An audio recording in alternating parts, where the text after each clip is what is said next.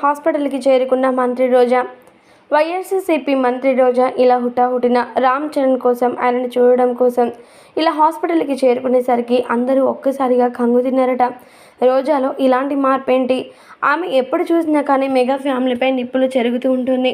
అలాంటి రోజా రామ్ చరణ్ కోసం హాస్పిటల్కి రావడం ఏంటి అంటూ అందరూ ఒక్కసారిగా ఆలోచనలు పడ్డారట. దీనికి సంబంధించినటువంటి ఈ పూర్తి విషయాలు కాస్త ఇప్పుడు మాత్రం ఎంతగానో వైరల్గా మారుతూ ఉన్నాయట నెట్టింట.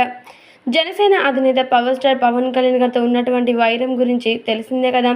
ఎప్పుడు చూసినా కానీ జనసేనానిపై విరుచుకు పడుతూ ఉంటుంది మంత్రి రోజా. అందుకోసమని మెగా ఫ్యామిలీ మెంబర్స్పై కూడా ఎంతగానో విరుచుకు పడుతూ ఉంటుంది. ముఖ్యంగా చెప్పాలంటే మెగాస్టార్ చిరంజీవి గారిని సైతం హేళనగా చేసి మాట్లాడిన రోజులు కూడా ఉన్నాయని చెప్పడంలో ఎలాంటి అతిశయోక్తి కూడా లేదు. అయితే అలాంటి మంత్రి రోజా ఇప్పుడు మాత్రం ఏకంగా మెగా పవర్ స్టార్ రామ్ చరణ్కి సర్జరీ అని తెలిసి హుటాహుటిన హాస్పిటల్కి చేరుకుందట. మరి రామ్ చరణ్ గురించి తెలిసిందే కదా. ఆయన మాత్రం ఎంతో అద్భుతంగా సినిమా రంగంలో తన యొక్క అద్భుతమైన ప్రాధాన్యత చూపించడం మాత్రమే కాకుండా ఎంతో పట్టుదల శైలితో ముందుకు సాగిపోతూ ఉన్నారు. అయితే RC-15 గేమ్ చేంజర్ మూవీ యొక్క షూటింగ్ పనులన్నీ కూడా దగ్గర పడుతున్న నేపథ్యంలో ఒక ఫైట్ సీన్లో భాగంగా ఆయనకి అనుకోకుండా గాయమైందట.